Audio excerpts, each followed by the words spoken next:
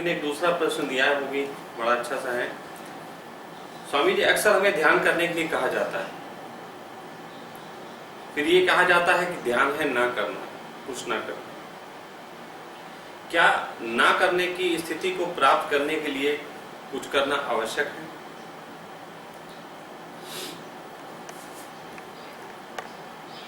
ध्यान के साथ एक बड़ी झंझट ये है, जैसे कि मैंने अभी कहा कि ध्यान है अक्रिया। लेकिन हमको कहा जाता है कि कुछ ना करो, लेकिन ना करो भी कहा जाता है तो उसमें भी करो शामिल हो जाता है। तो फिर क्या करो? और बड़ा अच्छा सा प्रश्न है कि ना करके कुछ कैसे हो जाएगा, क्योंकि इस जगत में सब कुछ तो करके ही हो रहा है।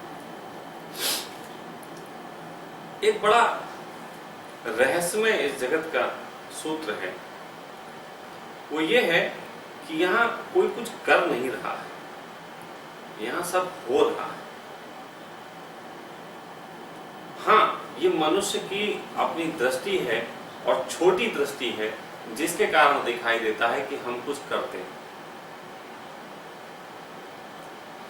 हम हमेशा ही कर्म को इंपॉर्टेंट देते हैं,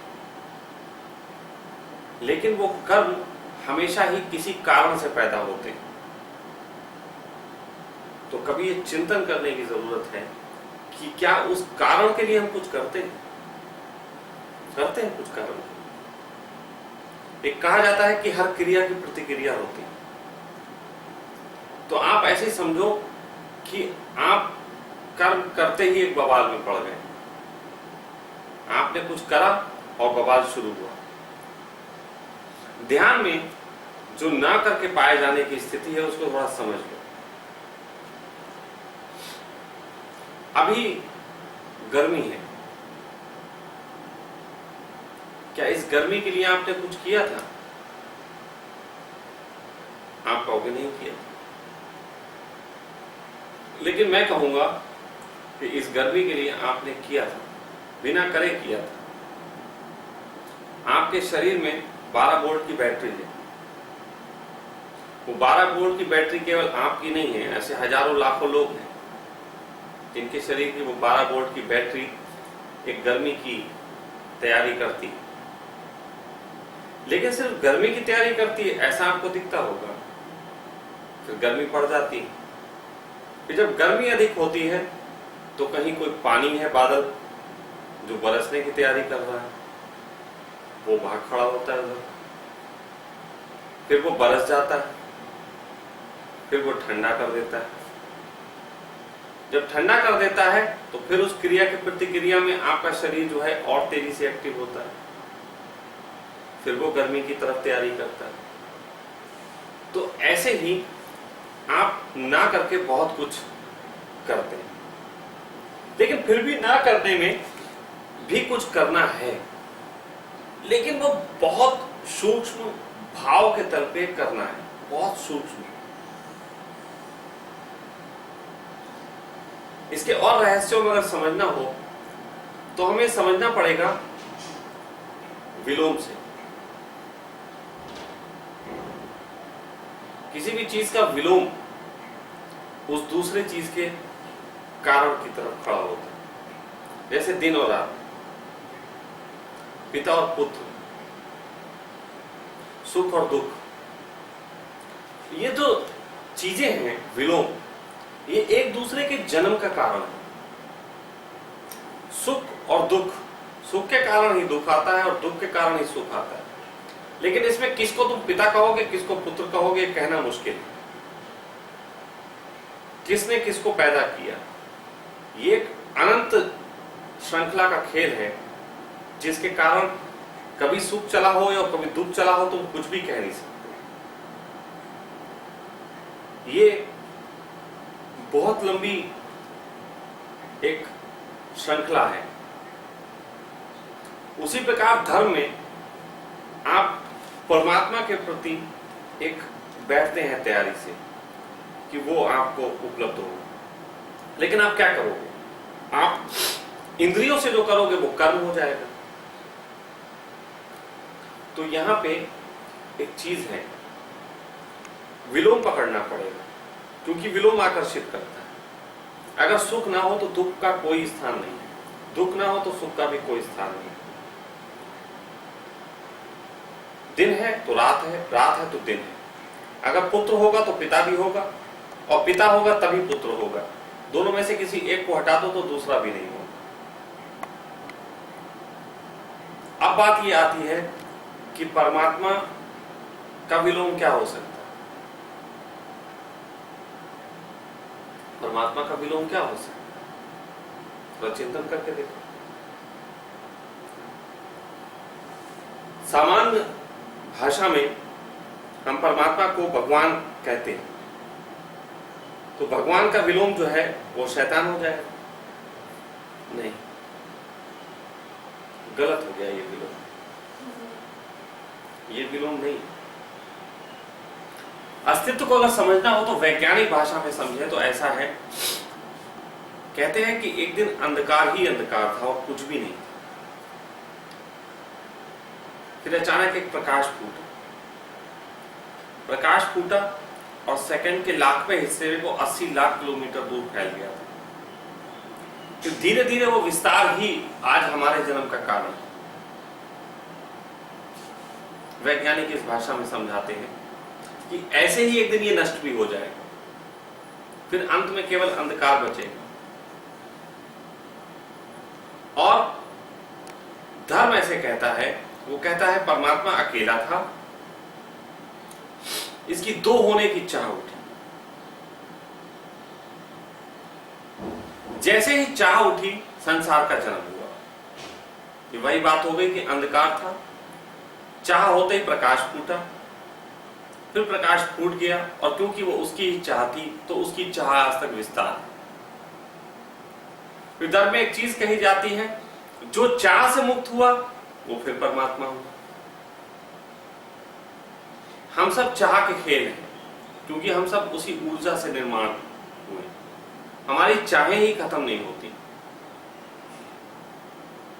तो हम सब चाह से निर्मित हैं। चाह ही हमारा पिता है और चाह ही हमारा पुत्र, क्योंकि चाह से ही हमारा निर्माण हुआ और हम चाह से ही अपनी चीजों को आगे गति देते हैं। तो ये जो चाह है, यही हमें इस संसार में फांसती है और यही हमें संसार से मुक्त करती है। अब चाह किस दिशा में है, यही सब कुछ सारा खेल खड़ा हो जाता है।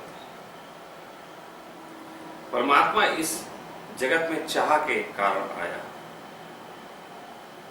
आप इस जगत से परमात्मा की तरफ चाह के कारण बढ़ सकते हैं। आपकी चाह संसार की होगी, आप संसारिक हो जाओगे। आपकी चाह परमात्मा की तरफ होगी, आपका संसार टूटता चला जाएगा। तो यहां पे सिर्फ जो करना है वो मात्र चाह है। कर्म करके अगर कुछ मिल रहा हो तो कोई भी ध्यान विधि तुम ऐसी बता सकते हो इस जगत की जो सैटर्न हो, जो ये कहती हो कि ये करोगे तो ये मिल जाएगा?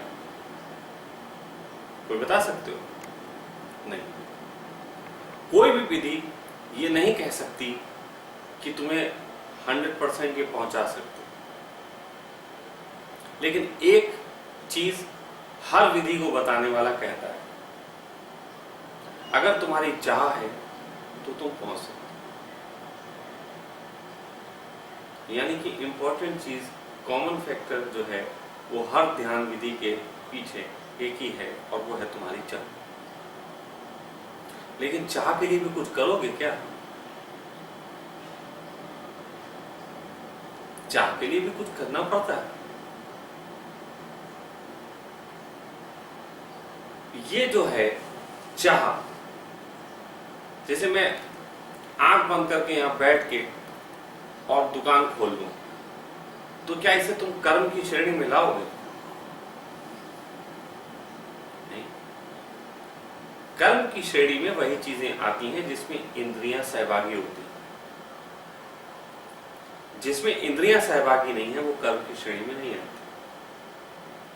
चाह जो है उसमें इंद्रियों का कोई कार्य नहीं है, इसलिए चाह जो है वो आपकी क्रिया में नहीं आएगा।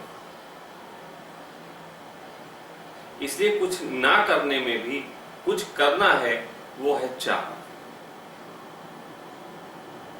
आज तक बहुत कुछ कहा गया कि ध्यान करो, और ध्यान करने वाला नहीं होता है, लेकिन इतना लंबा खोल के किसी ने नहीं कहा। मैं खोल के इसीलिए हर चीज को कह रहा हूं कि तुम्हारे दिमाग से संदेह दूर हो, वरना तुमसे कहा जाता कुछ ना करो और तुम कहते हो कुछ ना करने के लिए भी तो कुछ करना पड़ेगा, फिर करने लग जाते हो।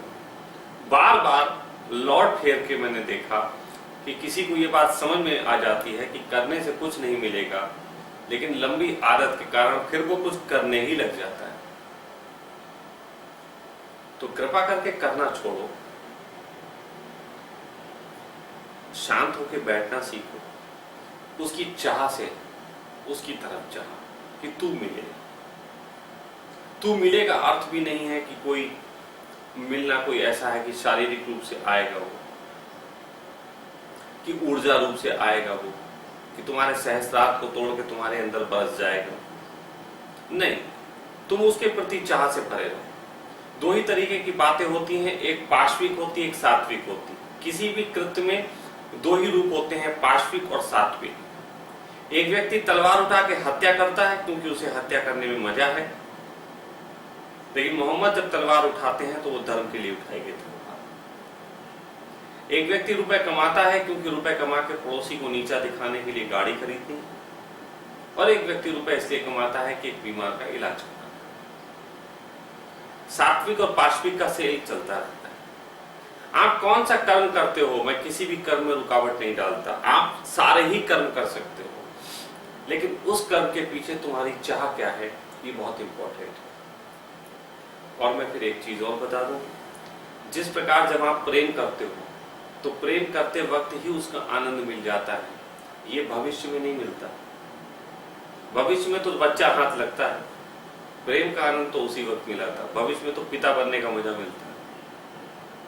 लेकिन जिस प्रकार प्रेम में को करते वक्त ही प्रेम के परिणाम भी मिल जाते हैं, प्रेम का आनंद भी मिल जाता है, उसी प्रकार उसकी दृष्टि से किए गए कर्म आपको तुरंत ही आनंद दे देते हैं, परमात्मा की अनुभूति दे देते हैं।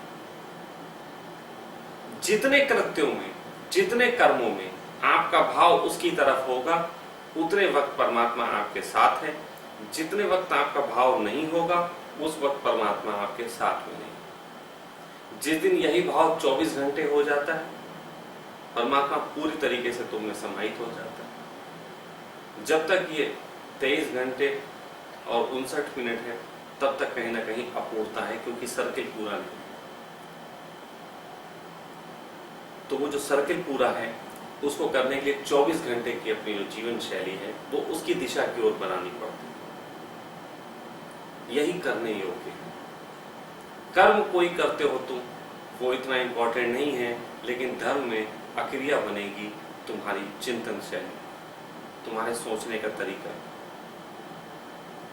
अगर वो उस तरफ है तो तुम उस तरफ, वरना कर्म तुम घंटा बजा रहे हो और तुम्हें याद आ रही है घर की और बीवी की, तो तुम कितने घंटा बजाते हो, तुम्हारा किसी काम का। लेकिन उसकी तरफ तुम्हारी सोच है और तुम वैश्या के पास भी जा रहे हो, तो तुम पूजा में हो गए, कोई फर्क नहीं पड़ता। तो मेरे देखे जो अक्रिया है, जो अकर्म है, वो उसकी चाह है। बाकी कोई भी ध्यान विधि, उछल कूद, नाच गाना, हू हा, आती जाती सांस पे निगाह रखना, ये सब बेवकूफियां सिद्ध हुई और हुई हैं आज तक। किसी एक के लिए तुक्का लग गया होगा, किसी एक बुद्ध को विपस्सना भा गई होगी, हो सकता है उसी जैसे कैलिवर वाले को फिर किसी को भा गई हो, वरना विपस्सना के कारण कितने बेवकूफ बने हैं इसकी कोई संख्या नहीं। अगर विपस्सना बीज में ही सब कुछ होता तो लाखों करोड़ों फूल खिलने चाहिए, एक ही आध फूल क्यों खिले? अगर डायनेमिक और कुंडली जैसी विधियों में कुछ होता तो फिर सबको हो जाना चाहिए था। विधियों में कुछ नहीं रखा, विधि तो चाहे मैं दूं, चाहे बुद्ध ने दी हो, चाहे महावीर ने दी हो, सब 2 कौड़ी की। उसके पीछे का भाव वही पर्याप्त है, वही मूल्यवान है और वही पकड़ने योग्य है। बाकी कोई भी चीज पकड़ने योग्य नहीं है, कम से कम विधियां तो बिल्कुल भी पकड़ने योग्य नहीं। तो इस पे इतना ही कह सकते हैं।